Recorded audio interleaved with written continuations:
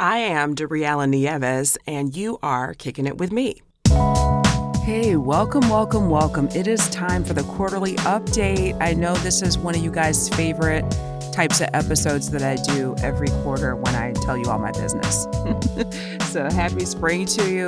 I hope that your 2021 is proceeding either as planned or better than as planned, because you know what was happening a year ago.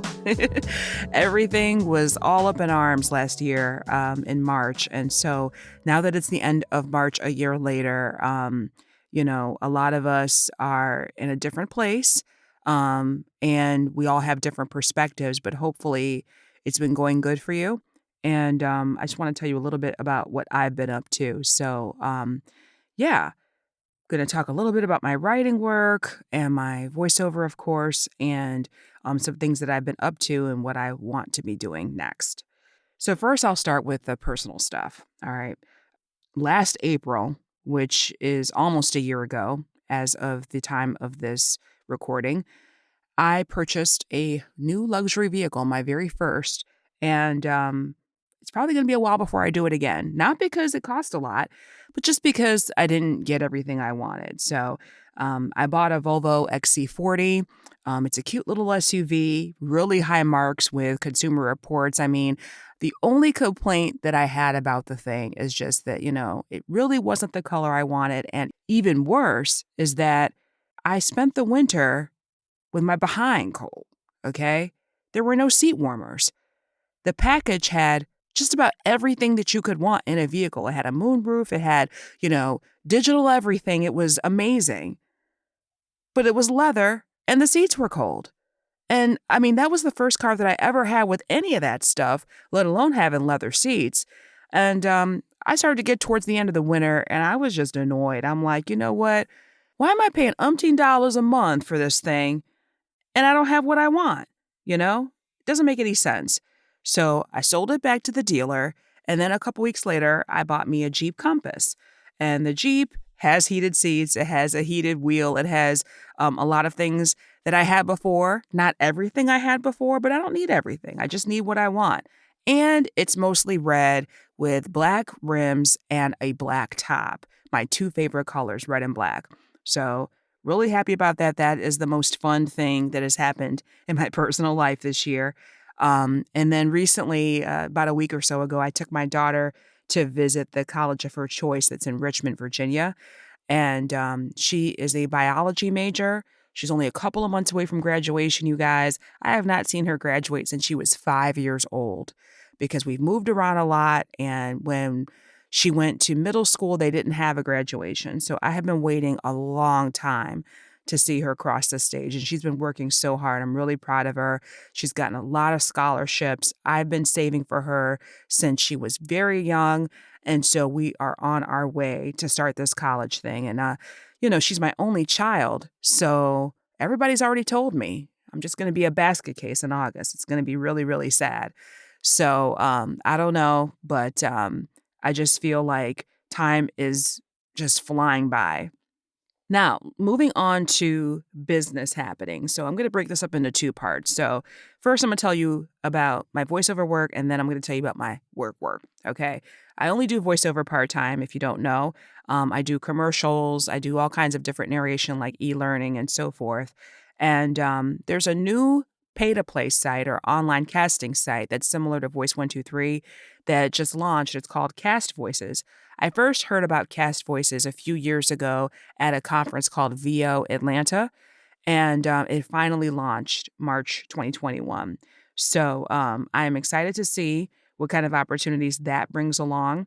And over the whole quarter, I've done pretty good. I had 175 auditions, 14 bookings, 7 new clients, and 5 repeat clients. And that's pretty good for someone that is doing voiceover only part-time. When I started this podcast over 4 years ago, I really wanted to do voiceovers and be on the radio and all that, but I didn't know how to get started and how to break into the industry. Now, a few years later, it's time for me to pay it forward and help others that want to use their voice and share it with the world. If you're interested in starting a voiceover career, or you just need to understand what it takes to get started in the voiceover industry, I can help you.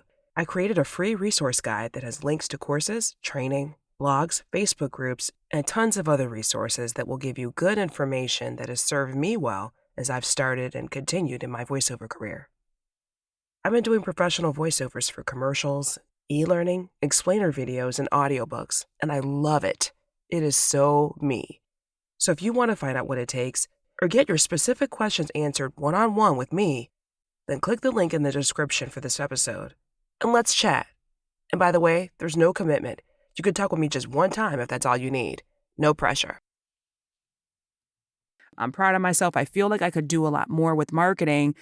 I really haven't been marketing myself as much as I normally would this quarter just because I'm focused on getting a new job. Like that's my number one priority this year that I can control is getting a new job. And I have the skills to do it. I have the means to do it.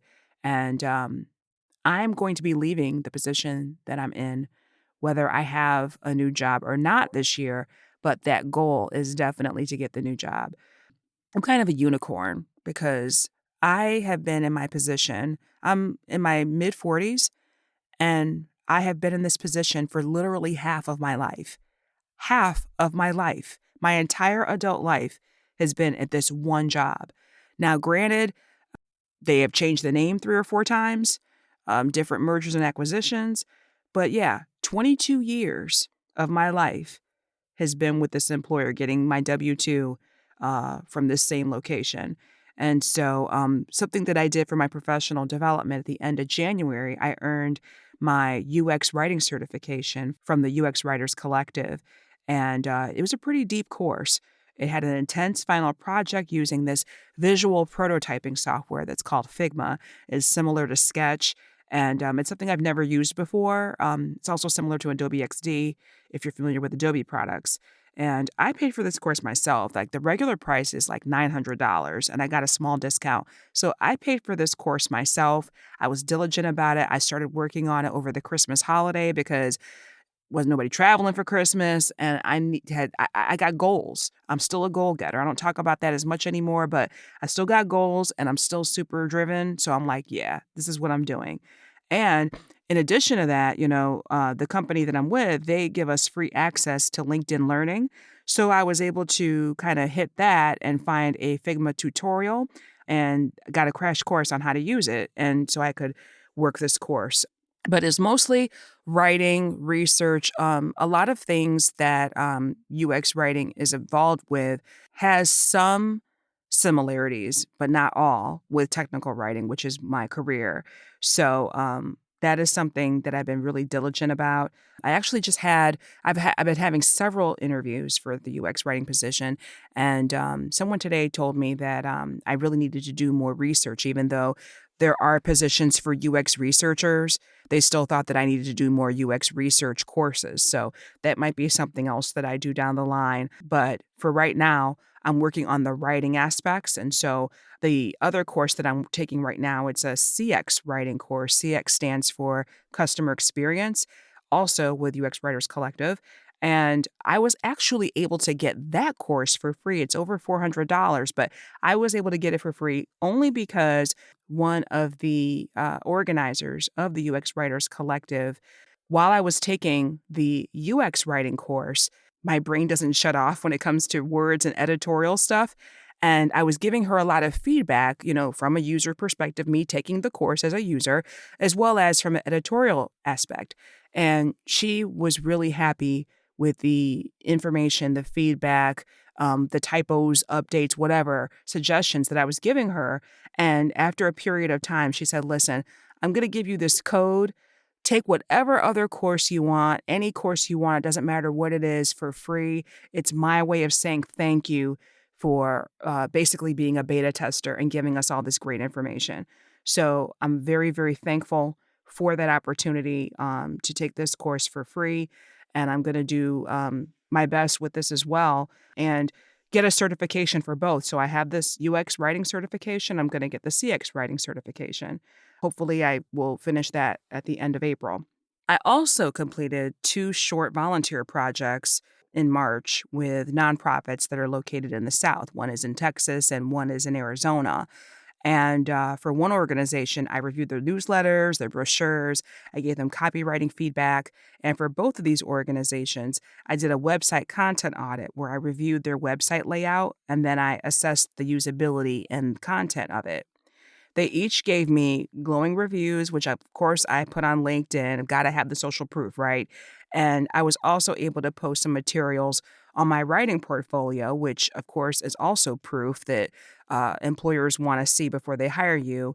Some of them will give you a writing test to see what you can do, but a lot of them will just evaluate what you have already done and can pretty well assess what kind of level you're at, because sometimes these positions say that they're, entry level, junior level, mid level, senior level, and I'm a senior technical writer, but that doesn't necessarily mean that I'm a senior UX writer. So I'm thinking I'm mid level, but they can assess that themselves by looking at my portfolio, of course. So these hiring managers will know what they might be getting into with my capabilities. So that's a really the main thing that I've been working on this particular quarter and will probably continue to do because, as I said a minute ago, I am leaving my job. It is time to go. I really want to leave like right now, but I want to kind of close out, if possible, close out the software release cycle that we're in and then, kind of help usher in the next person that's going to succeed me with what I do because I'm the only one that works on my projects. So other people would need to be trained. And so if something comes along before that cycle ends, then so be it. And I'll give my due notice.